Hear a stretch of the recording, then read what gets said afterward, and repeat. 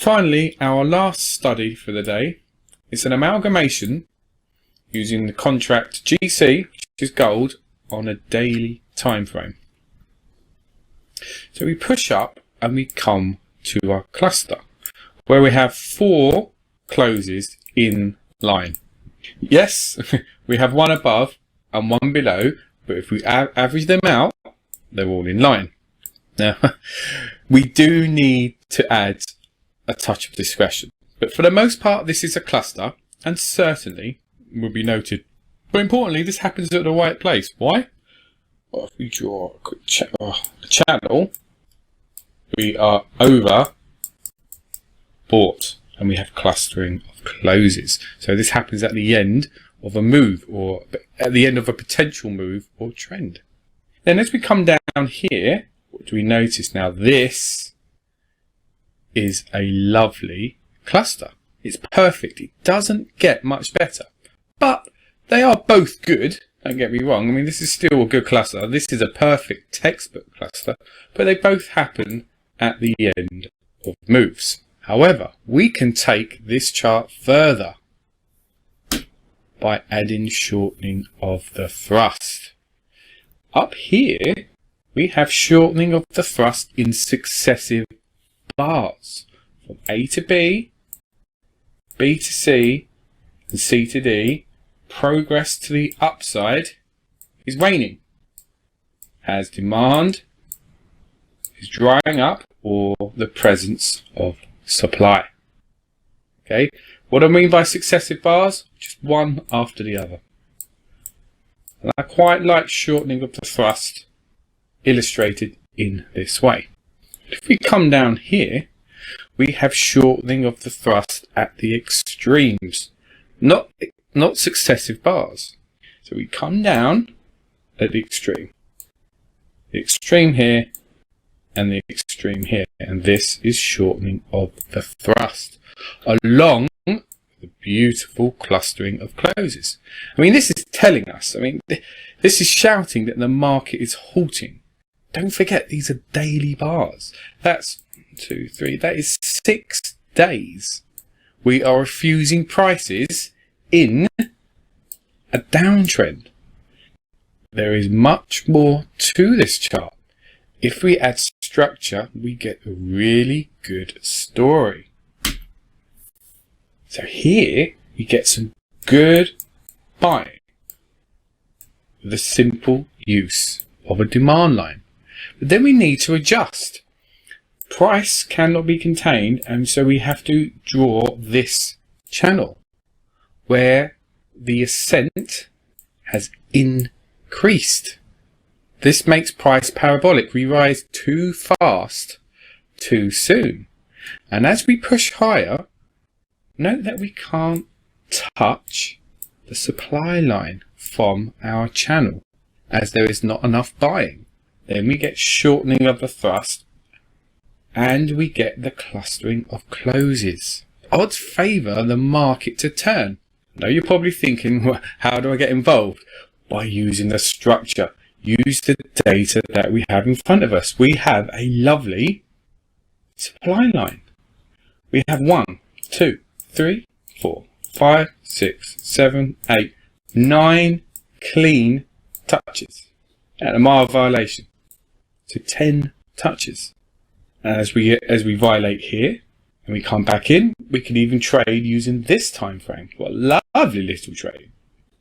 But the idea here, when we can see this is touching, we can move to a lower time frame, say a 60-minute time frame. Okay, think about this. We're in this on a 60-minute time frame is a monumental trend. Why? Because this is a daily bar spanning 1, 2, 3, 4, 5, 6, 7, 8, 9, 10, 11, 14 days. Okay. There's 24 bars, 60-minute bars in a day, so that is over 300 bars in a 60-minute downtrend channel, which is adhering to structure. And we have 10 touches spanning 14 days. There is ample opportunity to get on board. It's phenomenal. So we have potential weakness at the highs, and then we start to come down. And as we come down, we're adhering to structure. And if we, like I said, if we drill down to a lower time frame, we are fine tuning our entry. And this is an excellent way to trade. This is a skill set that most traders do not possess. And look how we come down. Look at this trend channel. What a wonderful trend channel. It's stunning. Touching, touch, touch, touch, touch, contains, all along. And this is a daily time frame. This is a lovely channel and gives various trading opportunities, especially for the intraday trader, all along these touches. Phenomenal market to trade. So, as we come down, what do we note? Good selling, good selling, good selling. We try to rally. Poor, weak buying. We push up, gap up, push up, sellers drive it down, sellers drive it down, sellers drive it down. Sellers drive it down, sellers drive it down, sellers driving up. There is no ability to, although we're making high prices, it's very sloppy. So that is our attempt to rally, and this is our attempts to sell. It's easier to push the market down with evidence of poor buying.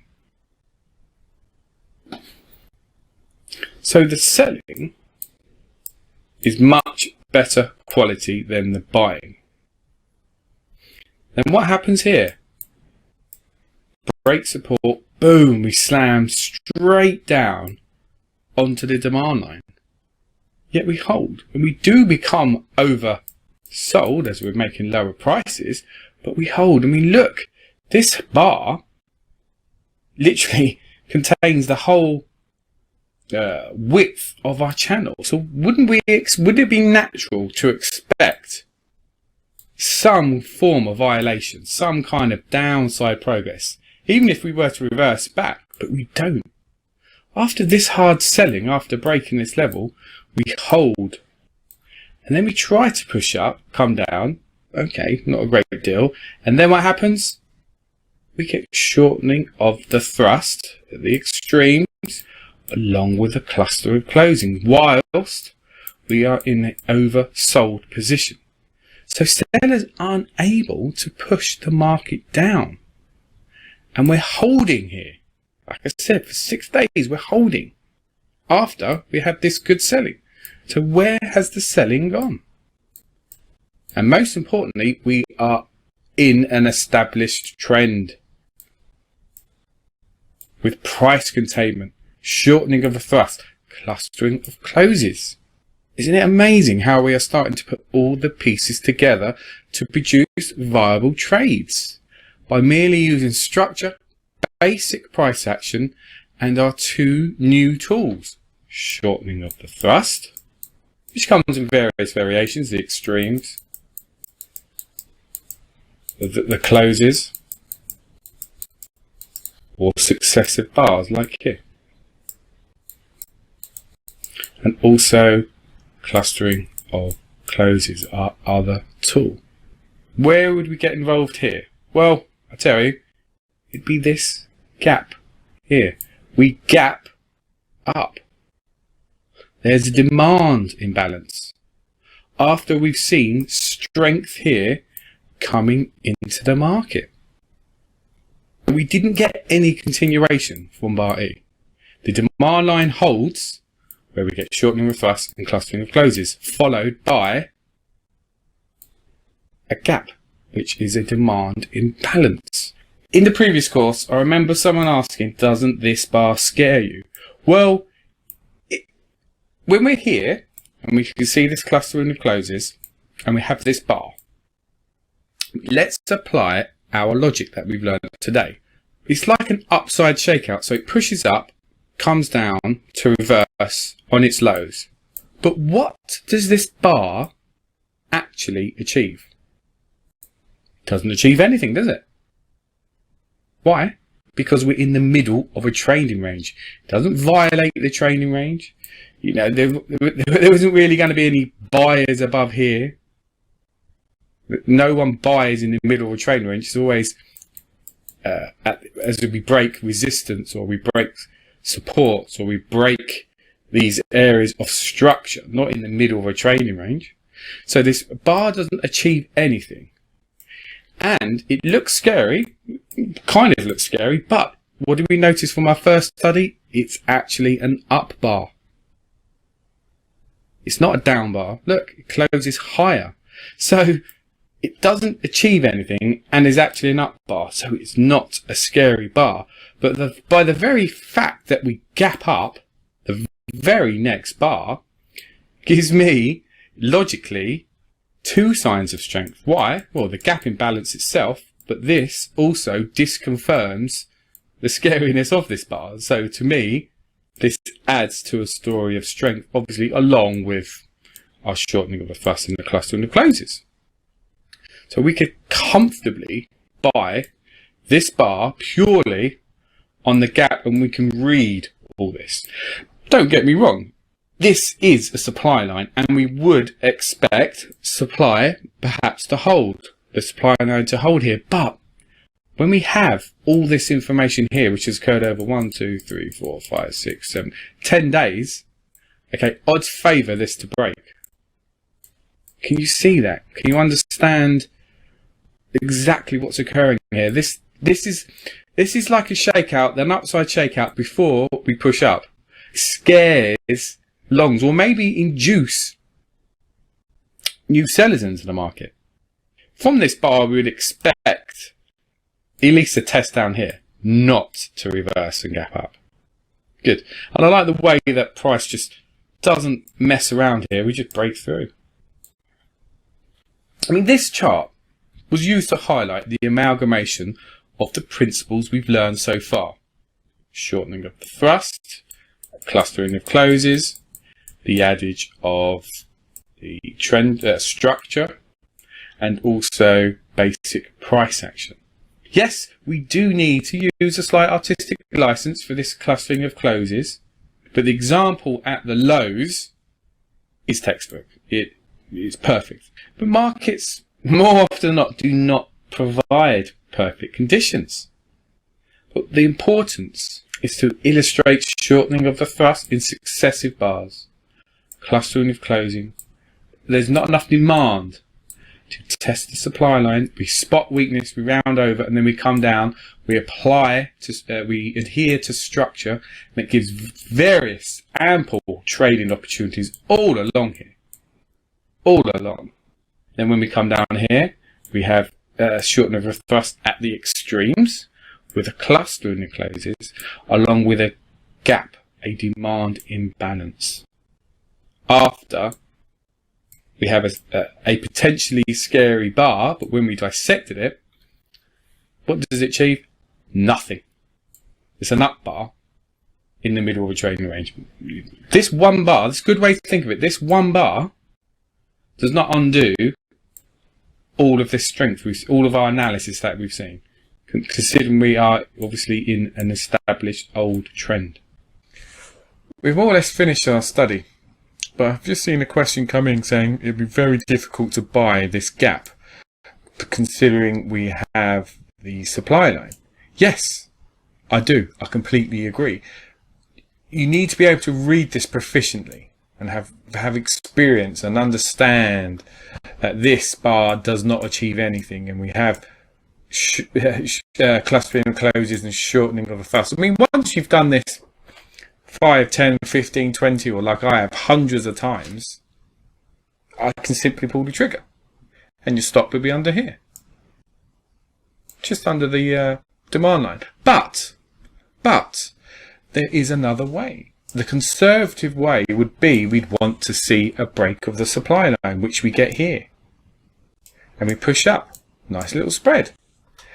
And if we draw a line across here, what happens? We come down and we test on this bar.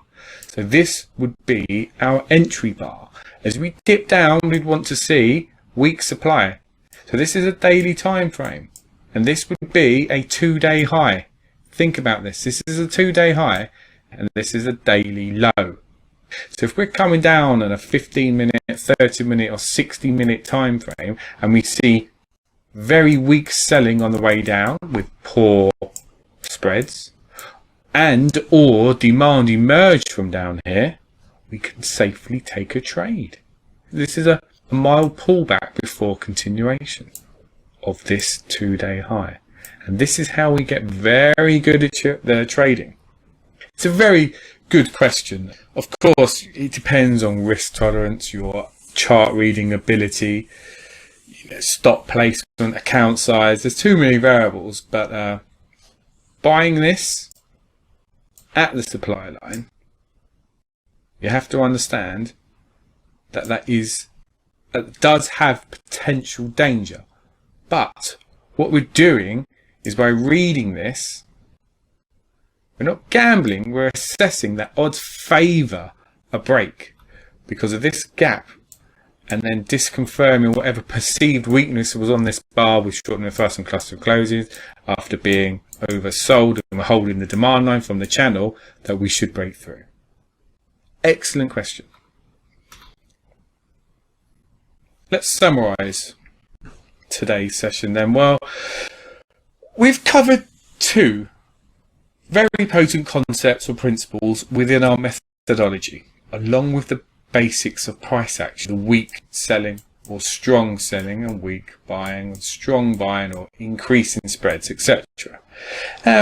Shortening of the thrust, where we can determine where there's a lack of buying or selling pressure within an existing trend or move, as it has no force or energy to drive the market in the current direction. And this occurs more often than not towards the end of a trend. I cannot specify this enough. You want to be looking for shortening of a thrust at the end of an existing trend. Why? Because this is vital data. It alerts us to the possibility of a potential pullback, or definitely a pullback, but the potential for a reversal. If we're coming down and we see shortening of the thrust, okay, we make this progress, this progress. And if we see a clustering of the closes around here, which is a rejection of price as we're unwilling to go lower, we have a powerful tool. We could combine the clustering of closes with the shortening of the thrust, and odds favour from these, so we can take a trade with confidence. Think about that. Think deeply about this. We have shortening of a thrust to the downside is a lack of selling pressure, followed by a cluster closes which is rejecting lower prices in a bar by bar format. In a way, the clustering of closes is like a filter in a bar by bar format, whereas a shortening of the thrust can occur over a few days or a few weeks, as this is a daily time frame. Can you understand how powerful? You understand what I'm getting at there? Very powerful information. It doesn't mean we have to buy down here, because it's very difficult buying at the lows. Why? Because we're at the end of a trend, and there will be a lot of chop down here. But when we can see shortening of the thrust and clusters of closing, we have an edge. But sometimes it's worth paying for confirmation, like here. Perhaps we just want to see a close above the supply line, and then we buy. Wrap up this point here. So shortening of the thrust to the downside is a lack of selling pressure, and the cluster of closes is a rejecting lower prices in a bar by bar format. So this gives us a license to be buyers. We gain two variations of disconfirming supply at the same location. I hope this makes sense. This is very advanced price action reading that most traders do not possess. And now, obviously, if we add structure into the mix, and this cluster of closing occurs at local support with shortening of the thrust in at, should I say, a demand line in a channel, we are highly stacking the odds in our favour. It gels everything together. It gives us more context. We get a clear, strong read on the market, and we may wish to apply a long trade down here rather than waiting for confirmation. See, we really are beginning to open up the markets. We're peeling back the smoke and mirrors, and should be able to get good reads by using these principles alone. Once all this is fully understood and applied, these principles alone, using structure, these basic price actions of strength and weakness, shortening of the thrust and clustering of closes, can provide a very decent income, especially if you're trading on, if you're swing trading. Because why? It's because you're catching potential reversal moves. We're going against the trend. This is why it can be tricky. But we can read these actions. So when we can enter, our risk is very, very minimal compared to what we have to gain. Like anything, it will require time and practice to gain a deep understanding, but well worth the effort. And that concludes our study. Are there any questions? I can't see any questions. Let's take a look at the summary. Well, shortening of the thrust is when the market attempts to move higher or lower, and each successive push or drive makes less and less progress as it runs out of buying or selling force or power. I know I've said this probably 100 times today, but it's important. How we learn in life, in anything, is through brute force repetition. You don't have to be intelligent, or you don't have to have talent in anything, really. Especially in trading, intelligent hurts. Intelligent is a hindrance. It's brute force repetition. How I became, I consider myself a good trader, how I became proficient is by brute force repetition. For example, shortening of the thrust. When I first heard of this, I went out and I found 500 examples in my charts. Clustering of closes, I went and found 500 examples. 250 to the upside, 250 to the downside. It becomes muscle memory. It's not new information. You know, it doesn't require effort. And this is how we learn. Okay, this is how you learn anything in life. Brute force repetition. And hopefully that's why I'm repeating myself on purpose, to drum home or drum in these very important concepts. These concepts are powerful when used correctly. Okay, which we will go through. Apologies on a mild rant there. So we have covered shortening of the thrust, and we have it to the upside and the downside, and it often signifies the end of a trend, which can lead to a pullback or a reversal. And we have three types of shortening of the thrust: in successive bars, one after the other; closes, shortening of the thrust in the closes; or the extremes.